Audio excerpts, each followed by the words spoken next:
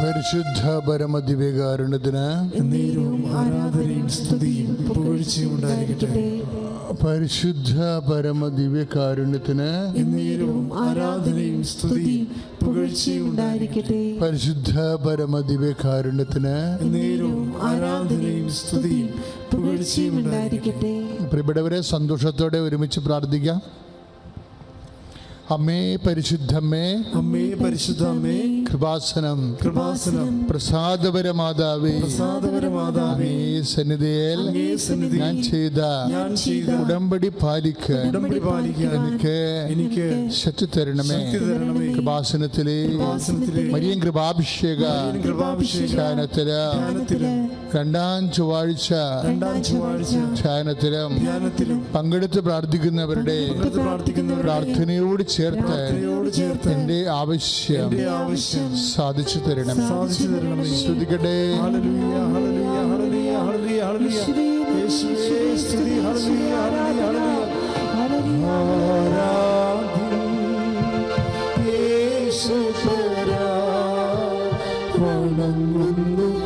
സന്തോഷത്തോടെ എല്ലാവരും ആരാധ്യം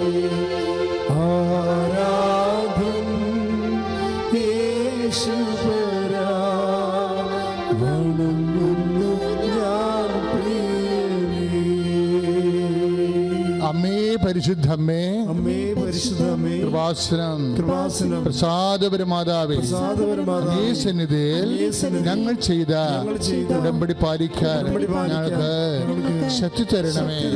കൃപാസനത്തിലെ തിങ്കളാഴ്ച ധ്യാനങ്ങളിലെ പങ്കെടുത്ത് പ്രാർത്ഥിക്കുന്നവരുടെ പ്രാർത്ഥനയോട് ചേർത്ത് എന്റെ ആവശ്യം സാധിച്ചു തരണമേ. ശ്രദ്ധിക്കട്ടെ.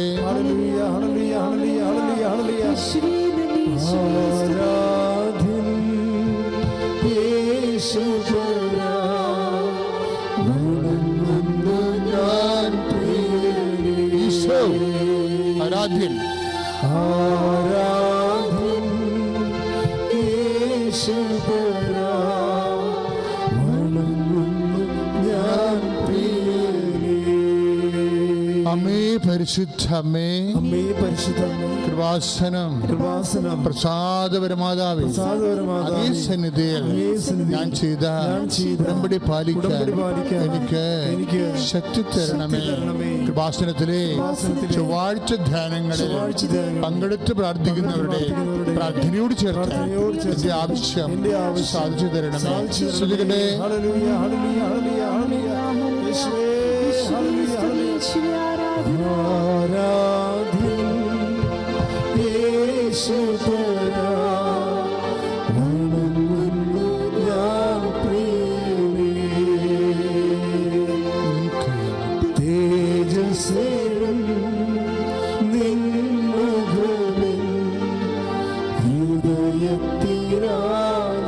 ഒരുമിച്ച് തേജസ്സയാം.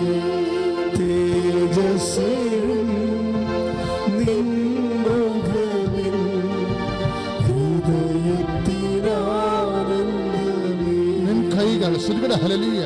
നിൻ കൈകൾ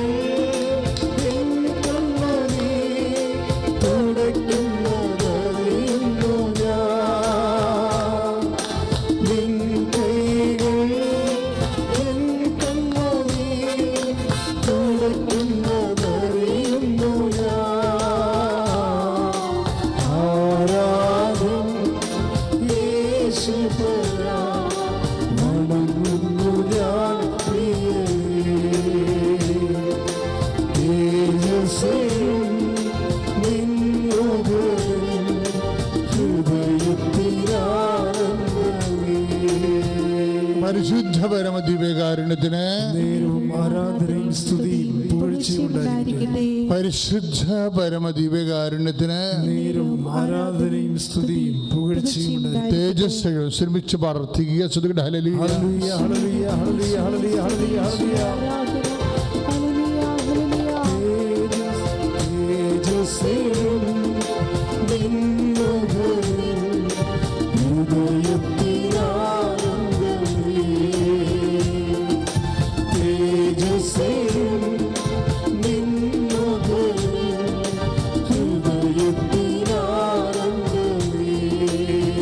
ഹല്ലേലൂയ. പ്രാർത്ഥിക്കാം. തേജസ്സും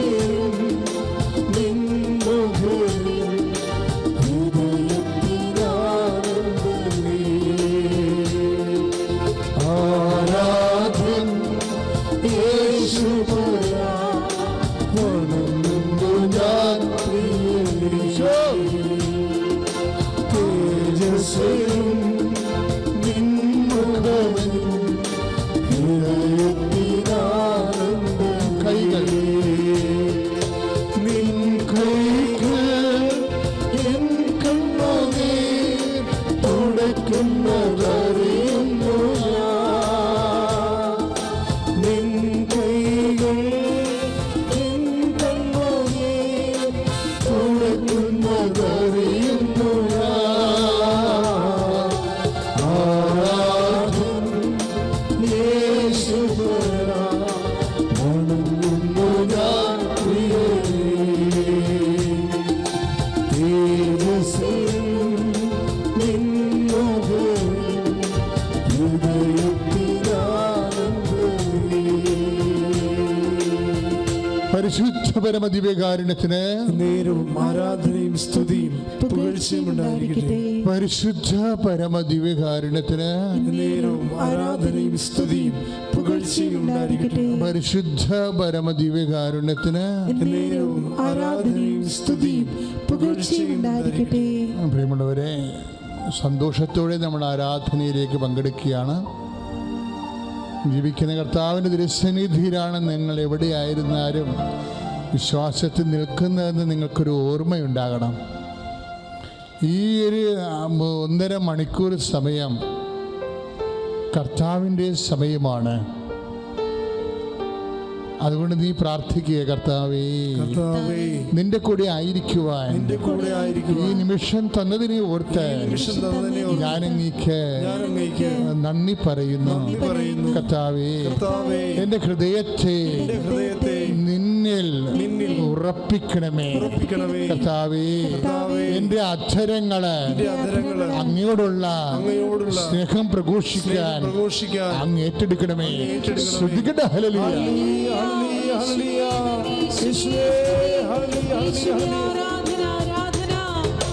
സന്നിധിയിൽ വസിച്ചോട്ടെ, പാദങ്ങൾ ചുംബിച്ചോട്ടെ.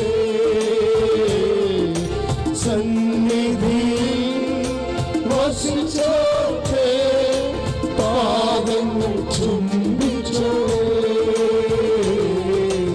ആരാധന യേശുപരാ വണങ്ങുന്നു ഞാൻ പ്രിയനേ. തേജസ്സും നിൻമുഖവും ഹൃദയത്തിലാനന്ദമേ.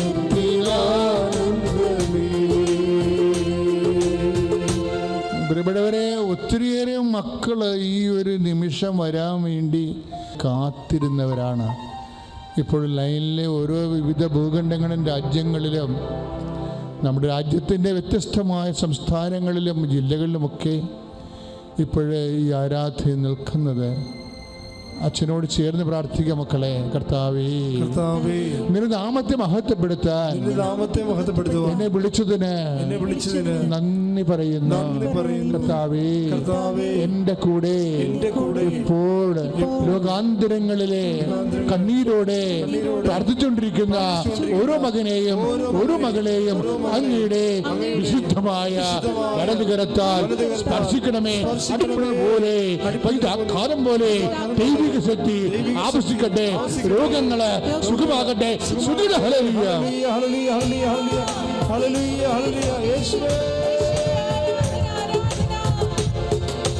നിൻ കൈകൾ എൻ കണ്ണുനീർ തുടയ്ക്കുന്നതറിയുന്നു ഞാൻ. നിൻ കൈകൾ എൻ കണ്ണുനീർ തുടയ്ക്കുന്നതറിയുന്നു ഞാൻ. ആരാധന യേശുപരാ വണങ്ങുന്നു ഞാൻ പ്രിയനേ. പ്രാർത്ഥിക്കുക.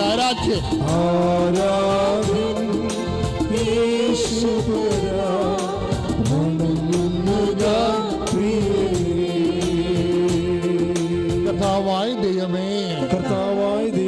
യുഗാന്തരങ്ങളിലെ കോവിഡ് മുഖേന വേദനിക്കുന്ന നില തെറ്റിപ്പോയ എല്ലാവരെയും മനസ്സിടിഞ്ഞു പോയ എല്ലാവരെയും അങ്ങേക്ക് സമർപ്പിക്കുന്നു. എത്രയും വേഗം നാശത്തിന്റെ കൊടുങ്കാറ്റ് ഞങ്ങളെ യേശുനാമത്തിലെ കടന്നു പോകട്ടെ.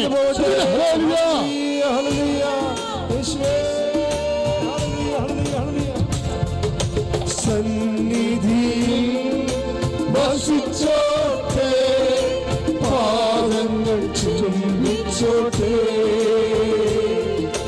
സന്നിധിയിൽ വസിച്ചോട്ടെ, പാദങ്ങൾ ചുംബിച്ചോട്ടെ. ആരാധന യേശുപരാ വണങ്ങുന്നു ഞാൻ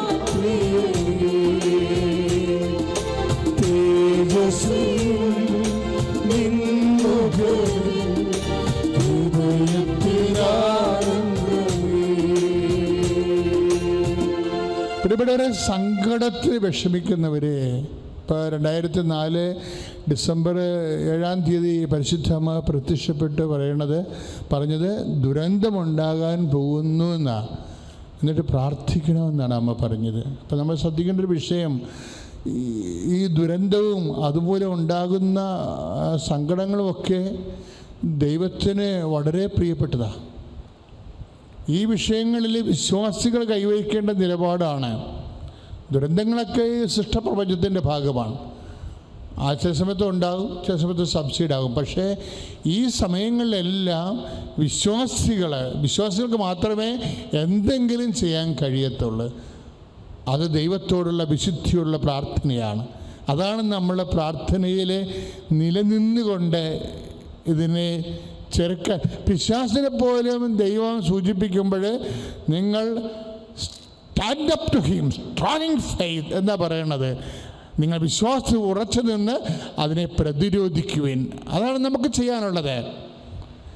അതുകൊണ്ട് എന്ത് ദുരന്തമായാലും ഏത് ദുഷ്ടാരൂപിയുടെ പ്രവർത്തനങ്ങളായാലും വിശ്വാസി അവൻ്റെ വിശ്വാസത്തിൽ ഉറച്ചു നിന്നുകൊണ്ട് അതിനെ പ്രാർത്ഥനയെ പ്രതിരോധിക്കണം. പ്രാർത്ഥിക്കുക, കർത്താവായ ദൈവമേ, എല്ലാ ദുരന്തങ്ങളെയും ദുഷ്ടാരൂപിയുടെ പ്രവർത്തനങ്ങളെയും വിശ്വാസികള് വിശ്വാസത്തില് ഉറച്ചു നിന്നുകൊണ്ട് ലോകത്തിന് വേണ്ടി പ്രതിരോധിക്കുന്നതിന് വേണ്ടിയുള്ള ആവശ്യമായ കൃപയാൽ നിറക്കണമേ. ശ്രദ്ധിക്കട്ടെ.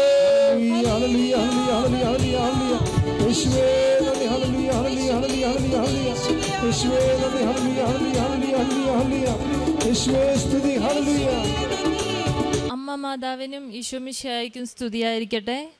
എൻ്റെ പേര് മീനു അനിൽ. ഞാൻ തിരുവനന്തപുരം സെൻറ്റ് ജോസഫ് ഇടവകാംഗമാണ്. ഞാൻ ഓഗസ്റ്റ് 2024 എൻ്റെ ആദ്യത്തെ ഉടമ്പടി എടുക്കുന്നത്. ഞാൻ ഉടമ്പടി എടുക്കാനുള്ള കാരണം എനിക്ക് ഒരുപാട് ഹെൽത്ത് ഇഷ്യൂസ് ഉണ്ടായിരുന്നു. പ്രത്യേകിച്ച് എനിക്ക് ഹൈപ്പോ തൈറോയിഡിസം ഉണ്ട്. അപ്പം എനിക്ക് ഭയങ്കരമായിട്ട് തണുപ്പ് ഫീൽ ചെയ്യുമായിരുന്നു. എപ്പം എവിടെ തണുപ്പുള്ളിടത്ത് ചെന്നിരുന്നാലും എനിക്കൊരു അരമണിക്കൂറിൽ കൂടുതൽ അത് ടോളറേറ്റ് ചെയ്യാൻ പറ്റത്തില്ലായിരുന്നു. അതുപോലെ തന്നെ ഞാൻ മാസ്റ്റേഴ്സ് ചെയ്തുകൊണ്ടിരുന്ന സമയത്ത് കമ്പ്യൂട്ടർ സയൻസിലാണ് ഞാൻ എൻ്റെ മാസ്റ്റേഴ്സ് ചെയ്തത്. അപ്പം എപ്പോഴും സിക്കകത്തിരിക്കണം. അപ്പം ഞാൻ മാത്രം ഏറ്റവും കട്ടിയുള്ള ഡ്രസ്സ് ഇട്ടുകൊണ്ട് പോകും. കാരണം എനിക്ക് അത്രയ്ക്ക് തണുപ്പ് പറ്റത്തില്ലായിരുന്നു. അപ്പം എന്നിട്ട് ഞാൻ വീട്ടിൽ വരുമ്പം ഡ്രസ്സ് ഊരി കഴിയുമ്പം എൻ്റെ ദേഹത്ത് മൊത്തം റാഷസും പിമ്പിൾസും ഒക്കെ ആയിരിക്കും. അതുപോലെ എയർപോർട്ടിലൊക്കെ ചെല്ലുമ്പോഴാണേലും എനിക്ക് കയറി കഴിയുമ്പോഴത്തേക്കും എനിക്ക് അങ്ങോട്ട് എൻ്റെ കൈയൊക്കെ വിറയ്ക്കാൻ തുടങ്ങുകയും പല്ല് കടിക്കുകയും അതുപോലെ തന്നെ ഹാർട്ട് ബീറ്റൊക്കെ ഭയങ്കരമായിട്ട് കൂടുന്ന പോലെ എനിക്ക് ഫീൽ ചെയ്യുമായിരുന്നു. എനിക്കതുപോലെ നടക്കാനൊക്കെ ഭയങ്കര പ്രയാസമായിരുന്നു. ഉടമ്പടി എടുത്തപ്പം ആദ്യം ഞാൻ ഉടമ്പടിയിൽ വെച്ചത് എനിക്കത് മാറിക്കിട്ടണം. കാരണം എനിക്ക് വല്ലാണ്ട് അസ്വസ്ഥയാണ് ഞാൻ. അപ്പം ആദ്യത്തെ ഉടമ്പടിയിൽ അങ്ങനെ വെച്ച് പ്രാർത്ഥിച്ചു. ഞാൻ തൈലമൊക്കെ വെച്ച് എവിടെയെങ്കിലും പോകുമ്പോഴൊക്കെ ആണെങ്കിലും തൈലം വെച്ച് വിശ്വാസപ്രമാണവും ചൊല്ലിയിട്ടേ പോവുള്ളൂ. അതിൻ്റെ ഫലമായിട്ട് ഒരു 2-3 എൻ്റെ ഒരു ഫസ്റ്റ് ട്രിപ്പ് കഴിഞ്ഞപ്പോഴത്തേക്കും പിന്നീട് എനിക്ക് അങ്ങനെ ഒരു ഫീൽ ഉണ്ടായിട്ടില്ല. തണുപ്പെന്ന് പറയുന്ന ആ ഒരു ഫീൽ എനിക്കില്ല. ഈവൻ എൻ്റെ കൈ തണുത്ത് മരവിച്ചിരിക്കുവാണേലും എനിക്കത് അറിയത്തില്ല. എൻ്റെ ദേഹം അത്രയ്ക്ക് വാമാണ്. ഞാൻ കംഫർട്ടബിളായി മാറിയായിരുന്നു. അതുപോലെ തന്നെ ആദ്യത്തെ ഉടമ്പടി ഞാൻ ഓൺലൈനായിട്ട് ആദ്യം ഉടമ്പടി എടുത്തായിരുന്നു. അപ്പം ആ സമയത്തൊന്നും എനിക്ക് വലിയ വിശ്വാസത്തോടെ എടുത്തതല്ല, എല്ലാവരും പറയുന്നു എടുക്ക് സുഖമാവും അങ്ങനെ പറഞ്ഞെടുത്തതാണ്. ഞാൻ അധികം അന്നൊന്നും പ്രാർത്ഥിക്കത്തുമില്ലായിരുന്നു. പ്രാർത്ഥിക്കും, പക്ഷേ ആർക്കോ വേണ്ടി പ്രാർത്ഥിക്കുന്ന പോലെയായിരുന്നു. അപ്പോൾ ഒരിക്കൽ ഞാൻ എൻ്റെ ഫാമിലി ദുബായിലാണ്. അപ്പം ഞാൻ അവരെ വിസിറ്റ് ചെയ്യാൻ വേണ്ടി ദുബായിൽ ചെന്നപ്പോഴത്തേക്ക് ഒരു ദിവസം രാത്രിയിൽ എൻ്റെ ഒരു പല്ല് വല്ലാണ്ട് കേടായിട്ടിരിക്കുമായിരുന്നു. അത് ഒടിഞ്ഞു പോയി. ഒരു പല്ലൊടിയുക എന്ന് വെച്ചാൽ ഒരു ഭാഗം മാത്രം ഒടിഞ്ഞ് പോന്നു. എൻ്റെ പ്രാണം പോകുന്ന വേദനയായിരുന്നു ആ ഒരു സെക്കൻഡിൽ. അപ്പോഴത്തേക്കും ഞാൻ എൻ്റെ മാതാവേ എന്നും പറഞ്ഞ് ഞാൻ കരഞ്ഞു വിളിച്ചങ്ങ് പ്രാർത്ഥിച്ചു പോയി. അപ്പം ഒരു 2 മിനിറ്റിന് ശേഷം പിന്നെ ഞാൻ നാട്ടിൽ എത്തുന്നിടം വരെ എനിക്കൊരു ശകലം പോലും വേദനയില്ലായിരുന്നു. അതാണ് ശരിക്കും പറഞ്ഞാൽ ഞാൻ പൂർണ്ണ വിശ്വാസത്തിലേക്ക് വന്ന് ഞാൻ ഇവിടെ വന്ന് ഉടമ്പടി എടുത്തത്. അതുപോലെ തന്നെ ആദ്യത്തെ ഉടമ്പടി എടുത്തു കഴിഞ്ഞ് ഞാൻ എല്ലാം കൃത്യമായിട്ട് പാലിക്കാൻ തുടങ്ങി. എല്ലാം കഴിഞ്ഞ് ഒരു 2 ദിവസം കഴിഞ്ഞപ്പോഴത്തേക്കും ഞാൻ വൈകിട്ട് സന്ധ്യാപ്രാർത്ഥനയെല്ലാം കഴിഞ്ഞ് എൻ്റെ മുറിയിലേക്ക് തിരിച്ചു വന്ന് ഒന്ന് വാഷ്റൂമിൽ പോയിട്ട് തിരിച്ചു വന്നപ്പോഴത്തേക്കും എൻ്റെ മുറി ഭയങ്കര മണമാണ്. ഒരു സ്പ്രേ കമന്നു പോയ മണമാണ്. ഒരു ഫുൾ സ്പ്രേ കുപ്പി മറിഞ്ഞു പോയാൽ എങ്ങനെ ഇരിക്കും, അങ്ങനത്തെ ഒരു ഫീലായിരുന്നു. ഞാനിപ്പോൾ ഓർത്ത് സ്പ്രേ വല്ലതും മറിഞ്ഞു പോയതാണോ എന്ന് ഓർത്ത് ഞാൻ ഈ പ്രാർത്ഥിക്കുന്ന ടേബിളിൻ്റെ അടിയിലാണ് ഈ സ്പ്രേയുടെ ബോട്ടിൽസൊക്കെ വെച്ചേക്കുന്നത്. അവിടെ എല്ലാം നോക്കി, ഇല്ല, ഒന്നും മറിഞ്ഞു പോയിട്ടില്ല. ഒരു 2-3 സെക്കൻഡ് കഴിഞ്ഞപ്പോഴത്തേക്കും അതങ്ങ് പോയി. അപ്പോൾ എനിക്കൊരു മാതാവ് വന്നതാണോ എന്നൊരു മനസ്സിലൊരു ഫീല് തോന്നി തുടങ്ങി. പിന്നെ അത് അങ്ങനെ കണ്ടിന്യൂസ് ആയി പ്രാർത്ഥിക്കാനും ഒക്കെ പോയി തുടങ്ങി. അതുപോലെ തന്നെ വിശ്വാസം കൂടുതലായി. ഞാൻ ഒരു വലിയ വിശ്വാസിയല്ലായിരുന്നു. ഞാൻ എൻ്റെ മാസ്റ്റേഴ്സ് ചെയ്തുകൊണ്ടിരുന്ന സമയത്ത് ഒരു ചെറിയ ഇഷ്യൂ ആയിട്ട് എനിക്കങ്ങ് പൂർണ്ണ വിശ്വാസം നഷ്ടപ്പെട്ട ഒരു അവസ്ഥയിലായിരുന്നു. സത്യം പറഞ്ഞു ഞാൻ ദൈവം കാണുന്നില്ല, അങ്ങനത്തെ ഒരു ഫീലിംഗ് ആയിരുന്നു. അതൊക്കെ മാറി കാണുന്നുണ്ട്, ദൈവം എന്നെ നോക്കുന്നുണ്ട്, കാണുന്നുണ്ട്, എൻ്റെ പ്രാർത്ഥന കേൾക്കുന്നുണ്ട് എന്നുള്ളൊരു ഫീലിലേക്ക് വരാൻ തുടങ്ങി. കൂടുതൽ ബൈബിൾ വായിക്കാൻ തുടങ്ങി. അതുപോലെ തന്നെ ഒരു ചെറിയൊരു അസുഖം വരുമ്പോൾ പോലും ഞാൻ ഉപ്പും തേനും അതുപോലെ തന്നെ തൈലവും യൂസ് ചെയ്യുന്നത് കൂടുതലാക്കി. കാരണം മാസത്തെ എനിക്ക് പനി വന്നുകൊണ്ടിരുന്നതാണ്. എന്നുവെച്ചാൽ ഒരു 2-3 തവണയെങ്കിലും ഞാൻ ആശുപത്രിയിൽ പോകുമായിരുന്നു. അതുപോലെ തന്നെ എനിക്ക് ആസ്മ വളരെ കൂടുതലായിരുന്നു. ഇപ്പം അതെല്ലാം മാറി. ഇപ്പം ഉണ്ട്, ഇല്ലെന്നല്ല, പക്ഷേ ഒരു സാധാ മനുഷ്യന് വരുന്ന പോലത്തെ പനിയും അസ്വസ്ഥത മാത്രമേ എനിക്കിപ്പോൾ വരാറുള്ളൂ. അതുപോലെ തന്നെ അത് കഴിഞ്ഞ് 2ാമത്തെ ഉടമ്പടി ഞാൻ പുതുക്കിയപ്പം ഇതുപോലെയാണ്. വന്ന് പ്രാർത്ഥിച്ചു, എല്ലാം കഴിഞ്ഞ് ഞാൻ തിരിച്ചുപോയി. ഒരു ദിവസം മുറ്റത്ത് വെളിയിൽ നിൽക്കുകയാണ്. അവിടെ അങ്ങ് ഒരു ചെടിയോ ഒരു പൂവോ ഇല്ലാത്തതാണ്. എൻ്റെ ചുറ്റുമാണെങ്കിൽ മണമെന്ന് വെച്ചാൽ ചുറ്റും മണമാണ്. എൻ്റെ ചുറ്റും ഞാൻ നിൽക്കുന്ന ആ ഭാഗത്ത് മാത്രമാണ് സുഗന്ധം ഇങ്ങനെ എനിക്ക് ഫീൽ ചെയ്യുന്നത്. ഒരു 2 മിനിറ്റ് കഴിഞ്ഞപ്പോൾ അത് പോയി. അതുപോലെ തന്നെ ഞാൻ ആ സമയത്തും കാരുണ്യപ്രവൃത്തികൾ എന്ന് പറയുന്നത് ഞാൻ ഒത്തിരി ആൾക്കാർക്ക് വേണ്ടി പ്രാർത്ഥിക്കും. ഞാൻ ഇങ്ങനെ പറയുമ്പോഴത്തേക്ക് അവർ പറയും ഇന്ന പോലെ എനിക്ക് വയ്യ, അസുഖമാണ്. അതുപോലെ തന്നെ ഈ പള്ളിയിലൊക്കെ വിളിച്ചു പറയുമല്ലോ, ആശുപത്രി കിടക്കുന്നു, ഭയങ്കര കൂടുതലായി കിടക്കുന്നു, അപ്പോൾ അവർക്ക് വേണ്ടി പ്രാർത്ഥിക്കണം. അവർക്ക് വേണ്ടിയൊക്കെ ഞാൻ എനിക്ക് അറിയത്തില്ലെങ്കിൽ പോലും ഞാൻ അവർക്ക് വേണ്ടിയൊക്കെ പ്രത്യേകമായിട്ട് പ്രാർത്ഥിക്കും. അതുപോലെ തന്നെ ഇപ്പം ഒരാൾ വഴിയെ പോവുകയാണ്, ഇപ്പം ഒരാൾ സഹായം ചോദിച്ചാൽ വലിയ മൈൻഡില്ലാതെ പോകുന്ന ഒരാളായിരുന്നു ഞാൻ. എങ്കിലും ഇപ്പം അതൊക്കെ മാറി എന്നാലാവുന്ന ചെറിയ ചെറിയ സഹായങ്ങളാണെങ്കിലും ഞാൻ ചെയ്യും. അതുപോലെ തന്നെ ഞാൻ പത്രം കൊടുക്കുകയും പ്രാർത്ഥിക്കുകയും അതുപോലെ തന്നെ ഈ ഇപ്പോൾ ഒത്തിരി വയ്യ എന്ന് പറയുന്ന ഒരാൾക്ക് വേണ്ടി ഇപ്പോൾ കൈക്ക് വേദനയാണെന്ന് പറയുമ്പോൾ ഞാൻ കയ്യിൽ തൈലം പൂശി വിശ്വാസപ്രമാണം ചൊല്ലി ഞാൻ പ്രാർത്ഥിക്കും. ഇപ്പം ഞാൻ കഴിഞ്ഞ മാസം വന്ന് എൻ്റെ 3ാമത്തെ ഉടമ്പടി പുതുക്കി. ഞാൻ 3 വർഷമായി എൻ്റെ മാസ്റ്റേഴ്സ് കഴിഞ്ഞിട്ട്. എനിക്ക് പുറത്തു പോയി അബ്രോഡിൽ പോയി പഠിക്കണമെന്നൊരു വലിയൊരു ആഗ്രഹമായിരുന്നു. എൻ്റെ ഒരു ജീവിതാഭിലാഷം എന്ന് തന്നെ പറയാം. അപ്പം ഞാൻ മാസ്റ്റേഴ്സ് ചെയ്തുകൊണ്ട് തന്നെ ഇനിയൊരു മാസ്റ്റേഴ്സ് ചെയ്യാൻ വേണ്ടി അബ്രോഡിൽ പോകുക എന്ന് പറയുന്നത് എങ്ങനെയാണ് അത് ശരിയാവുന്നതെന്ന് എല്ലാവരും ചോദിക്കും. അതുപോലെ തന്നെ എൻ്റെ ചേച്ചി ഒരു നല്ലൊരു സ്റ്റുഡൻ്റാണ്, നന്നായിട്ട് പഠിക്കുന്ന ഒരാളാണ്. ഞാനൊരു ആവറേജ് സ്റ്റുഡൻ്റ് ആയിരുന്നു. അപ്പം അവൾ പഠിച്ചുകൊണ്ടിരുന്ന സമയത്ത് ഇറാസ്മസ് മുണ്ടസിൻ്റെ ഒരു പ്രോഗ്രാമിനെ പറ്റി എൻ്റെ ബ്രദർ പറഞ്ഞ് അവൾ അറിഞ്ഞ് അയച്ചു. പക്ഷെ കിട്ടിയില്ല. നല്ലൊരു ടോപ്പറായിരുന്നു അവൾ, എന്നിട്ടും ഒക്കെ കിട്ടിയില്ല. അപ്പം അന്ന് തൊട്ടേ ഉള്ളൊരു ഒരു 6-7 വർഷമായിട്ടുള്ളൊരു ആഗ്രഹമാണ്. അവൾക്ക് കിട്ടിയില്ല, എനിക്ക് കിട്ടണം. പക്ഷേ എങ്ങനെ എന്നൊരു ചോദ്യം എപ്പോഴും ഉണ്ട്. കാരണം അതിന് മാത്രമുള്ളൊരു മെറിറ്റും എനിക്കില്ല. അപ്പം 3ാമത്തെ ഉടമ്പടി പുതുക്കിയപ്പം ഞാൻ പ്രാർത്ഥിച്ചു. ഞാൻ എൻ്റെ മാസ്റ്റേഴ്സ് കഴിഞ്ഞപ്പോൾ തൊട്ട് ഈ ഇറാസ്മസിന് അപ്ലൈ ചെയ്തുകൊണ്ടിരിക്കുന്ന ഒരാളാണ്. 3 തവണ ഞാൻ അപ്ലൈ ചെയ്തു, എനിക്ക് റിജക്ഷൻ വന്നു. ഞാൻ വിചാരിച്ചു എനിക്ക് ചെറിയ ചെറിയ എക്സ്ട്രാ കരിക്കുലർ ആക്ടിവിറ്റീസും എക്സ്പീരിയൻസും ഒക്കെ വെച്ച് എനിക്ക് കിട്ടും എന്നൊരു കോൺഫിഡൻസ് ആദ്യത്തെ 2 തവണ അയച്ചപ്പോൾ എനിക്കുണ്ടായിരുന്നു. അതെല്ലാം പോയി. റിജക്ഷൻ മെയിൽ വരുമ്പോൾ എല്ലാം എൻ്റെ ഹൃദയം അങ്ങ് പൊട്ടുന്ന വേദനയായിരുന്നു. അതുപോലെ തന്നെ ഒന്നും ചെയ്യാൻ പറ്റാത്ത ഡിപ്രസ്ഡ് ആയിട്ടുള്ളൊരു കണ്ടീഷനിലായിരുന്നു ഞാൻ. ഈ 3ാമത്തെ ഉടമ്പടി പുതുക്കി. അപ്പം ആ സമയത്താണ് ആപ്ലിക്കേഷൻ അയച്ചിട്ടിരിക്കുന്ന സമയമാണ്. പുതുക്കി വീട്ടിൽ ചെന്നപ്പോഴത്തേക്കും എനിക്ക് മെയിൽ വന്നു, ഷോർട്ട് ലിസ്റ്റഡ് ആയി, ഇൻ്റർവ്യൂവിന് വിളിച്ചിരിക്കുന്നു. അപ്പം ഇൻ്റർവ്യൂ 2-3 ദിവസത്തിനകമാണ്. അപ്പം ഞാൻ കാശുരൂപം എടുത്ത് വെച്ച് പ്രാർത്ഥിച്ച് തൈലവും പൂശിയിരിക്കുക.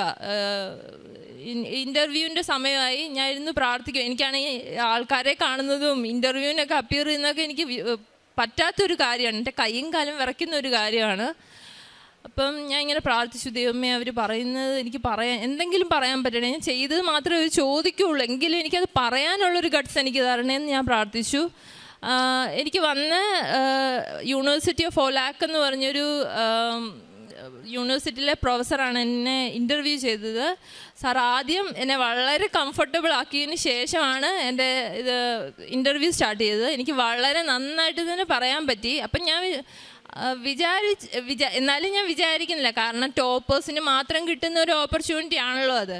ഇൻ്റർവ്യൂ കഴിഞ്ഞ് അങ്ങനെ എത്രയോ ഇൻ്റർവ്യൂകൾ എന്നെ കടന്നു പോകുന്നു, അങ്ങനെ വിചാരിച്ചിരുന്നു. എന്നാലും ഒരു പ്രതീക്ഷയുടെ ഒരു കണികയുണ്ട്. മാതാവ് കാക്കും, വേറൊരു വഴിയില്ല. ഞാൻ ഇവിടെ വന്നിരുന്ന് ഇവിടുത്തെ 3ാമത്തെ ഉടമ്പടി ഇത് വെച്ചപ്പോൾ എൻ്റെ മാതാവേ, ഞാൻ വേറെ ഒന്നും ചോദിക്കില്ല, എനിക്ക് വേറെ ഒരു മെറിറ്റും ഇല്ല, എനിക്കിത് തരണേ. ഞാൻ അത്രയ്ക്ക് മടുത്തു എൻ്റെ ജീവിതം എന്നുള്ള രീതിയിലാണ് ഞാൻ എൻ്റെ 3ാമത്തെ ഉടമ്പടിയിൽ അത് വെച്ചത്. എന്നിട്ട് ഞാൻ അന്ന് എഴുതിയപ്പോൾ പറയുകയും ചെയ്തു, ഞാനിവിടെ വന്ന് സാക്ഷ്യം പറഞ്ഞോളാം.